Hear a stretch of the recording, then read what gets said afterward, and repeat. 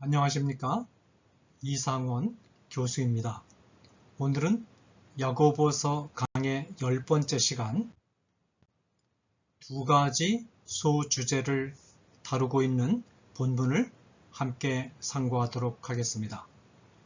하나는 2장 2절에서 4절까지 아름다운 옷을 입은 자와 더러운 옷을 입은 자를 라는 주제로 다루고 있는 본문과 2장 5절에서 13절까지 가난한 자를 차별 대우해서는 안 되는 신학적 이유들을 소개하고 있는 본문을 함께 상고하도록 하겠습니다.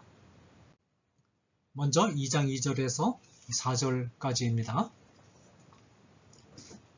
야고보의 가르침은 즉 가난한 자와 부자의 관계에 대한 야고보의 가르침이란 뜻이죠. 야고보의 가르침은 야고보 당시에 실제로 있었던 사례를 예로 들면서 비판하는 내용을 통해 한층 더 강화됩니다. 우선 야고보는 2절과 3절에서 하나의 상황을 가정하는데 이것은 단순한 가정적 상황이 아니고 실제로 빈번하게 일어나고 있었던 일에 근거를 두고 말하는 것입니다. 2장 2절에서 3절을 먼저 읽겠습니다.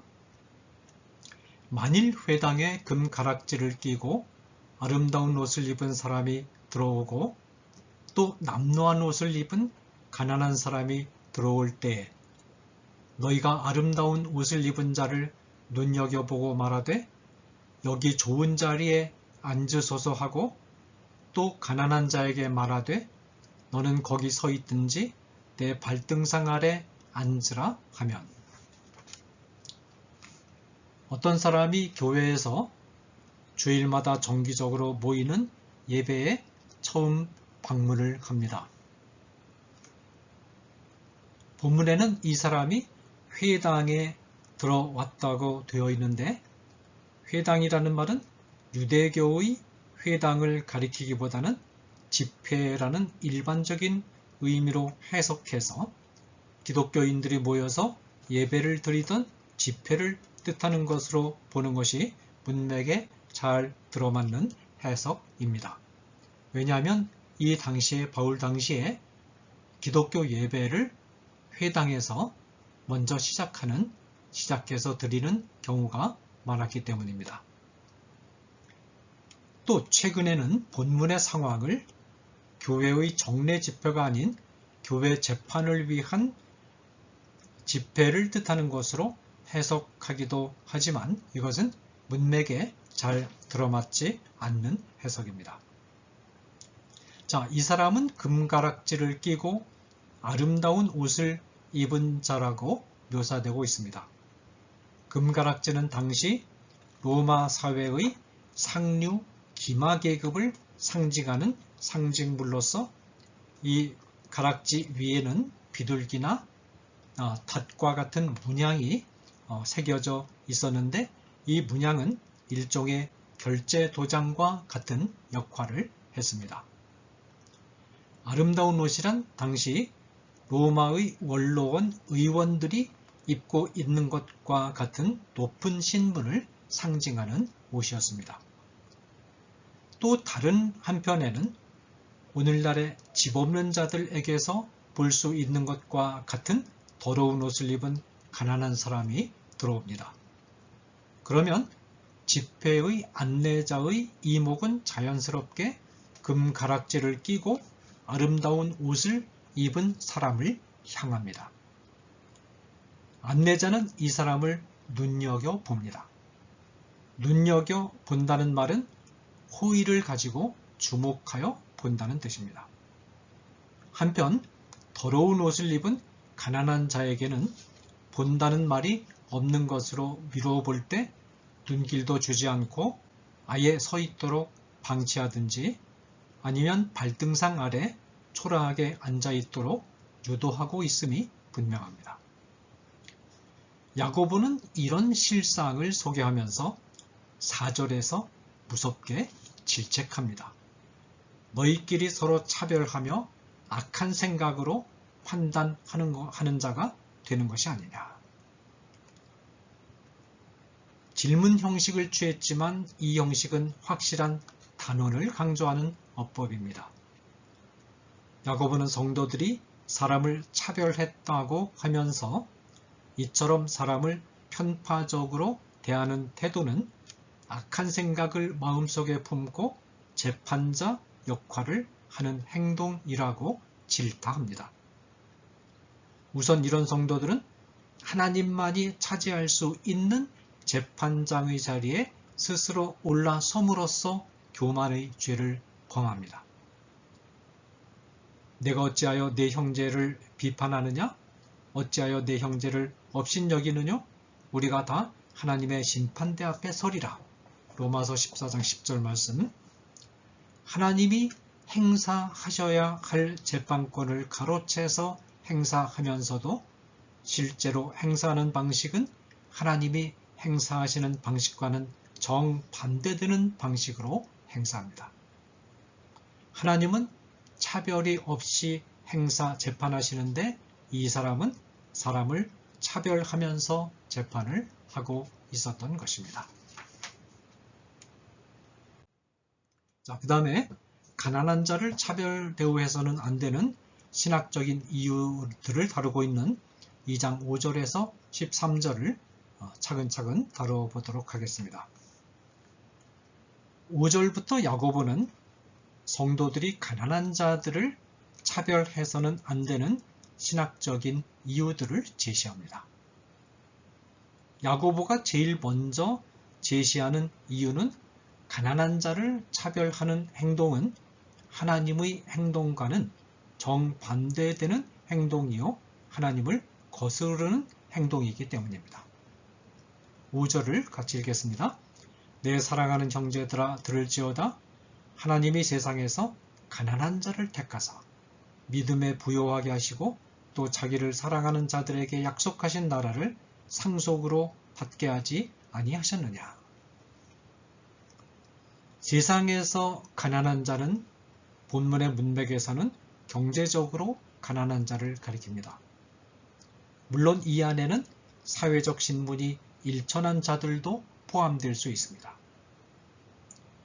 믿음에 부요하게 하시고 또 자기를 사랑하는 자들에게 약속하신 나라를 유업으로 받게 하신 자들은 성도들을 가리킵니다.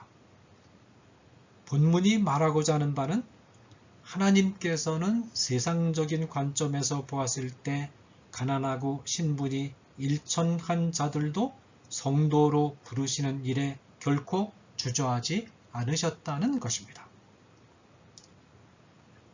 우리는 해방신학자들이나 정치신학자들이 주장하는 것처럼 하나님은 부자나 사회적 신분이 높은 자들을 자신의 백성으로 부르지 않고 오직 경제적으로 가난한 자들만을 성도로 부르신다는 주장을 이 본문으로부터 끌어내려고 해서는 안 됩니다.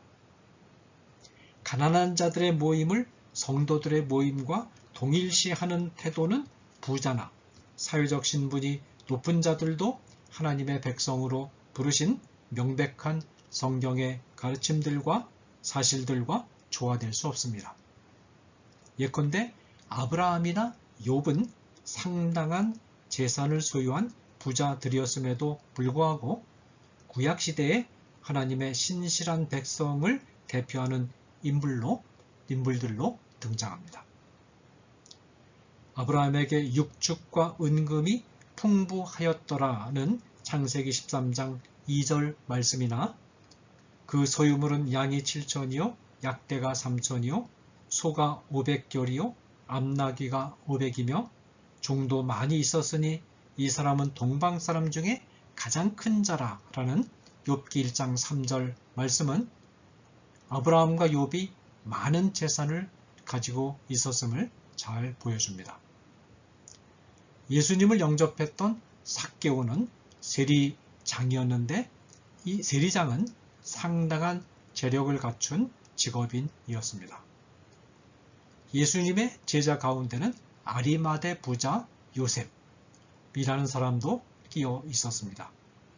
야고보도 성도들 가운데 부한자들이 있음을 기정사실로 인정하고 있습니다. 이처럼 하나님은 부자나 사회적 신분이 높은 자들을 자신의 백성으로 부르시는 일을 주저하지 않으시지만 그래도 하나님은 가난하고 사회적 신분이 낮은 사람들을 각별하게 생각하시고 마음에 두십니다. 하나님의 이 마음을 헤아리는 것은 결코 어려운 일이 아닙니다. 인간 부모들의 경우에도 자기 자식들 가운데 잘 사는 자식이 있고 못 사는 자식이 있을 경우에 두 자식을 다 사랑하지만 못 사는 자식에게 더 많은 염려와 애틋한 정을 쏟기 마련이 아닙니까? 못 사는 자식에게 떡 하나라도 더 주고 싶고 한 번이라도 더 찾아가 보고 싶어 하는 것이 부모의 마음입니다. 자식들 중 하나가 중병이라도 걸려 있거나 고치기 어려운 장애 등을 안고 태어나는 경우에 부모는 거의 일방적으로 병든 자식을 간호하고 돌보는데 모든 힘을 집중합니다. 못 사는 자식이나 병든 자식에 대해서 더 많은 관심을 기울이고 더 많은 사랑을 베풀어 주어야 그래도 어느 정도라도 잘 사는 자식이나 건강한 자식과 균형을 맞출 수 있기 때문입니다. 하나님은 인간들을 성도로 부르실 때 가난하고 사회적 신분이 일천한 자들이 성도로 부름받아 교회 회원이 되는 것을 결코 막지 않으시고 오히려 기뻐하셨습니다. 그래서 바울이 설립한 초대교회를 보면 물론 부유하고 신분이 높은 자들도 있었지만 노예들을 포함해서 사회적으로 내세울 만한 것이 없는 사람들이 다수를 차지하고 있었습니다. 이런 사정을 바울은 이렇게 말합니다. 고린도전서 15장 26절에서 28절까지 해서 형제들아 너희를 부르심을 보라 육체를 따라 지혜 있는 자가 많지 아니하며 능한 자가 많지 아니하며 문벌 좋은 자가 많지 아니하도다.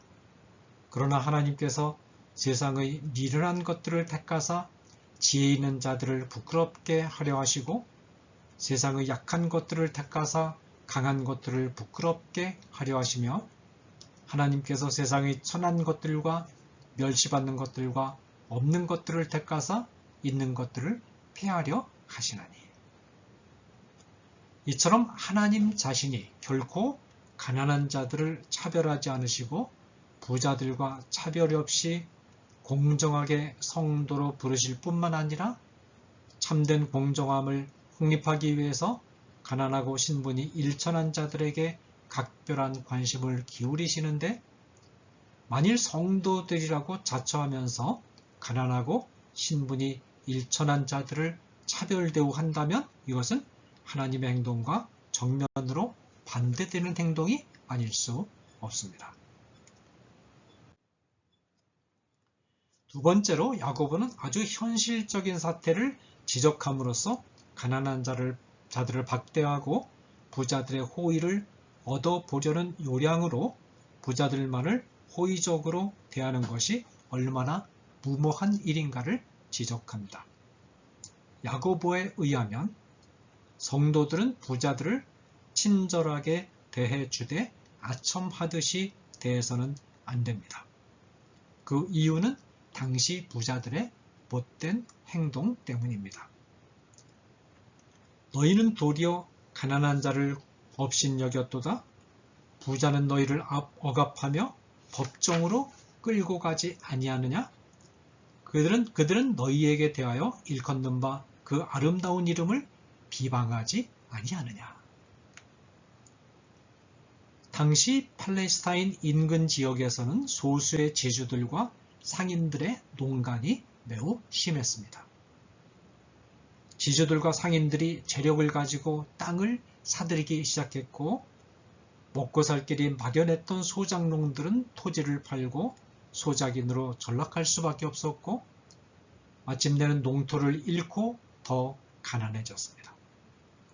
이런 과정에서 가난한 소작농들과 지주 및 상인들 사이에서 소송 사건들이 빈번하게 일어났습니다.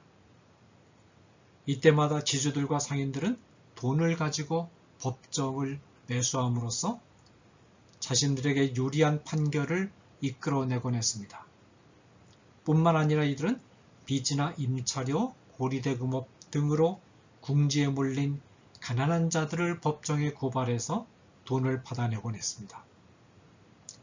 뿐만 아니라 이들은 가난한 성도들을 법정으로 끌고 가서 빚 독촉들을 하는 과정에서 이들이 그리스도인이라는 사실을 트집 잡아서 모욕을 가하기도 했던 것 같습니다.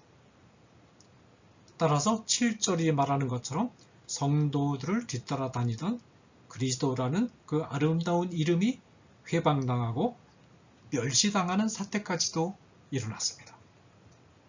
사정이 이러한데 부자들이 교회에 들어왔다고 해서 너무 들뜬다면 얼마나 경박한 행동이겠습니까? 이들이 교회에 들어왔을 때 물론 진심으로 친절하게 대해주어야 하겠지만 부자들이 자신들의 악행에 대해서 스스로 자문해 볼 수 있도록 교회가 중심을 잃지 않아야 되지 않겠느냐. 세상에서는 천대받는 가난한 자들 곧 부자들 자신이 멸시하고 법정에 고발하고 괴롭히던 자들을 교회가 친절하게 그리고 존중하는 태도로 대우해 주는 광경을 부자들이 본다면 부자들이 가난한 자들을 함부로 대우하지 못하게 하는 계기가 될 수도 있지 않겠느냐. 교회에서도 가난한 자들을 차별하면 이들은 더더욱 가난한 자들을 괴롭히지 않겠느냐. 야고보가 가난한 자를 차별해서는 안 되는 세 번째 이유로서 제시하는 것은 가난한 자를 차별하는 태도는 하나님의 율법을 범하는 죄가 되기 때문입니다. 8절에서 9절 너희가 만일 성경에 기록된 대로 내 이웃 사랑하기를 내 몸과 같이 하라 하신 최고의 법을 지키면 잘하는 것이거니와 만일 너희가 사람을 차별하여 대하면 죄를 짓는 것이니 율법이 너희를 범법자로 정죄하리라.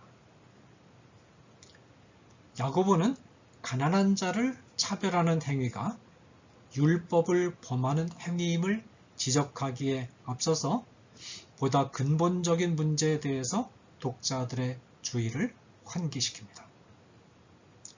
가난한 자를 차별해서는 안 된다는 명령은 매우 소극적인 명령입니다.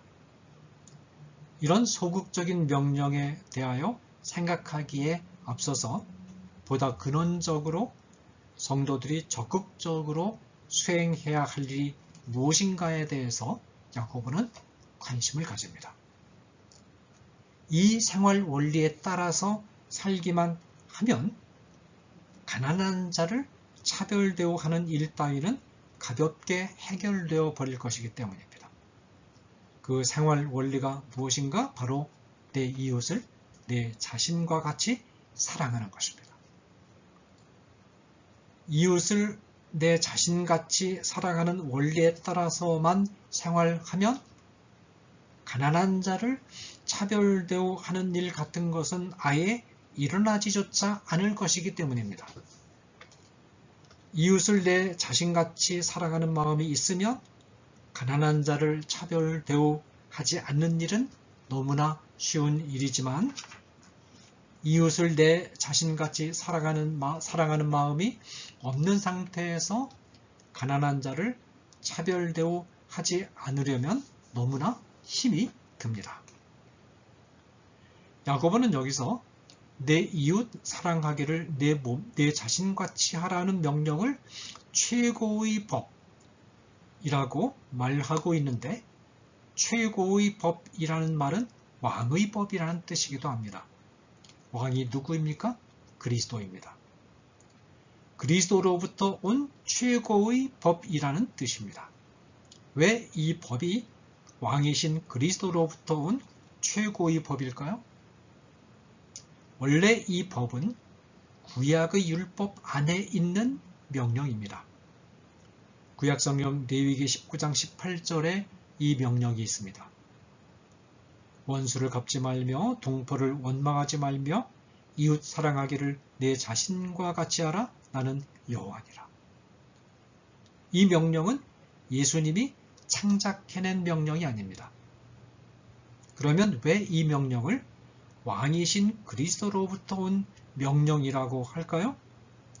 모세의 율법 안에 있는 이 명령이 모든 다른 율법보다도 더 중요하고 근원적인 중요성을 가진 강령이며, 이 모든 다른 율법은 이 율법을 보다 구체적으로 실천하기 위한 방법론에 지나지 않는다는 사실을 명쾌하게 밝힘으로써 이 명령이 율법에서 차지하는 바른 자리를 찾아주신 분이 바로 그리스도이기 때문입니다. 예수님 당시에 그렇게 많은 율법학자들이 있었어도 이들은 눈이 어두워서 이 명령이 이토록 중요한 자리와 의미를 차지한다는 사실을 깨닫지 못하고 있었던 것입니다.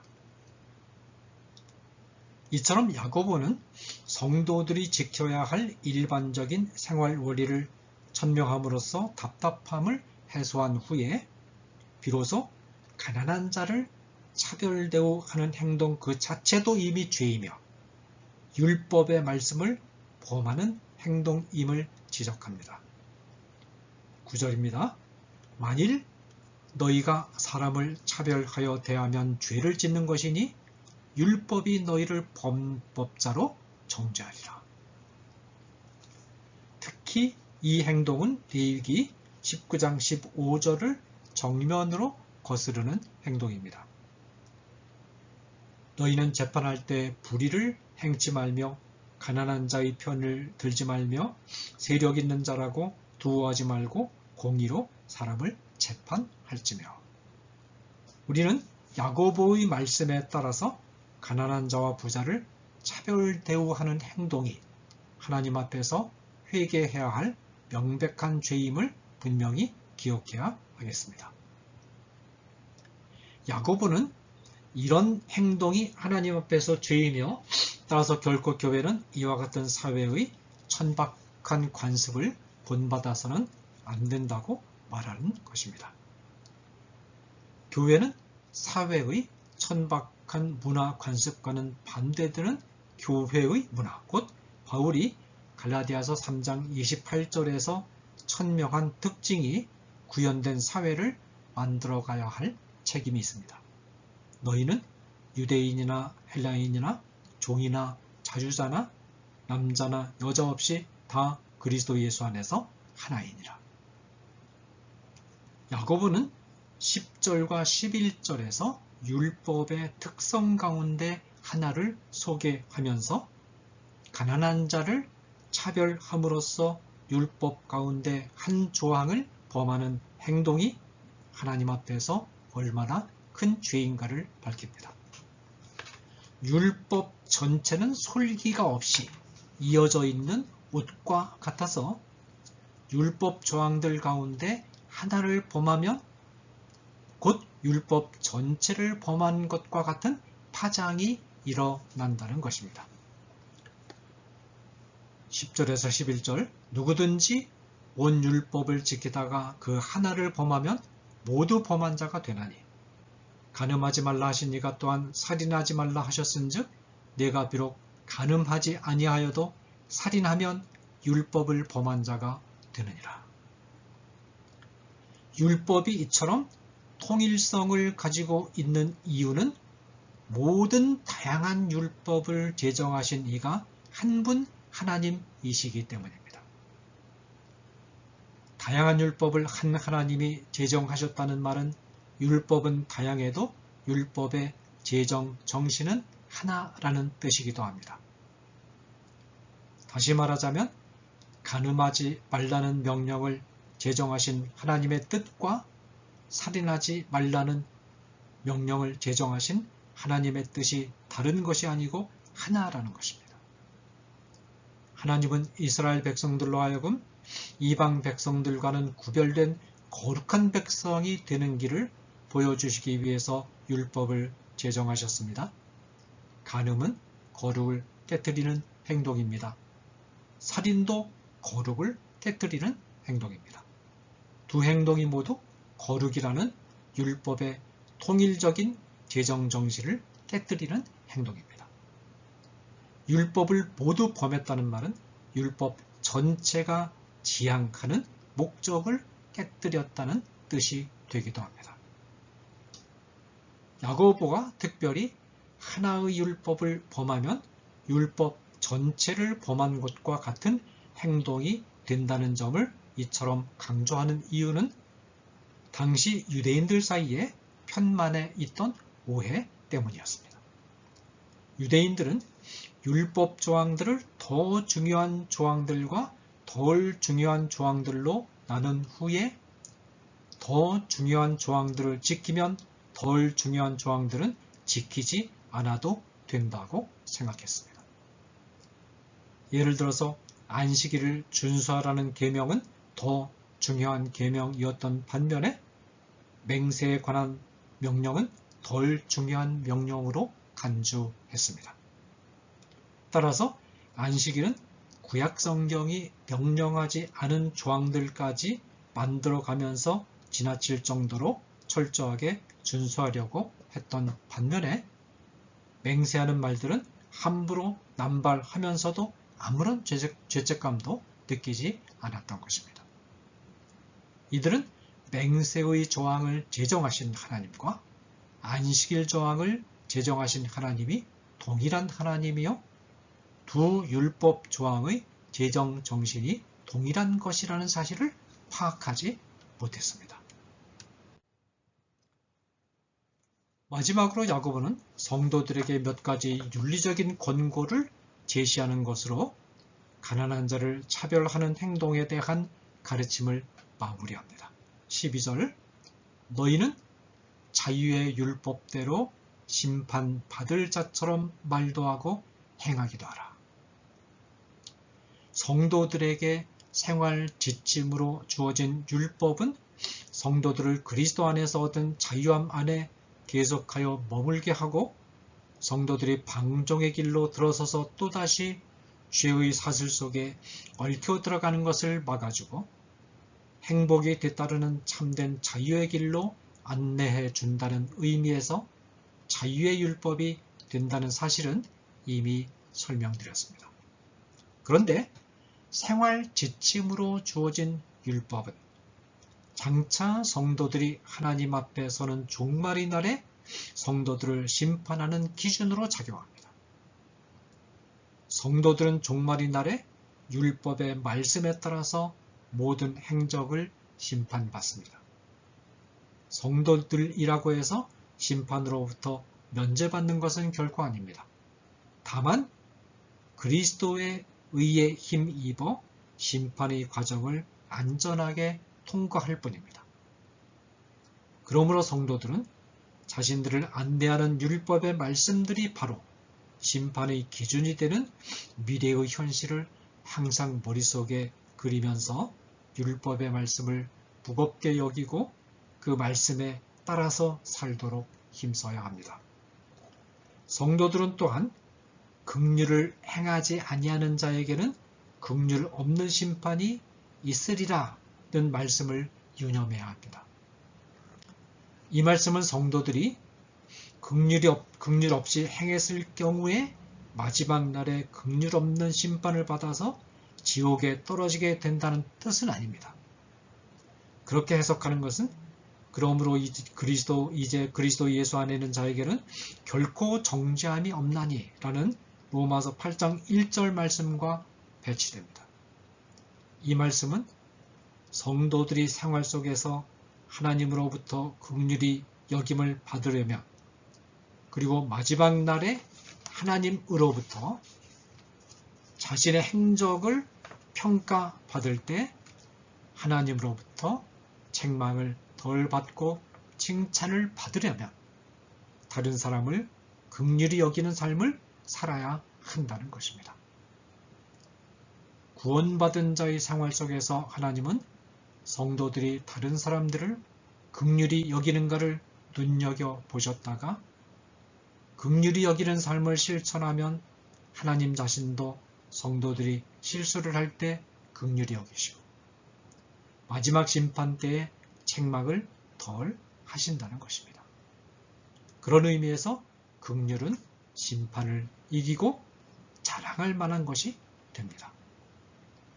그러나 성도들이 다른 사람들을 냉랭한 마음과 태도로 대하고 긍휼히 여기지 않으면 하나님도 그렇게 대하십니다. 감사합니다.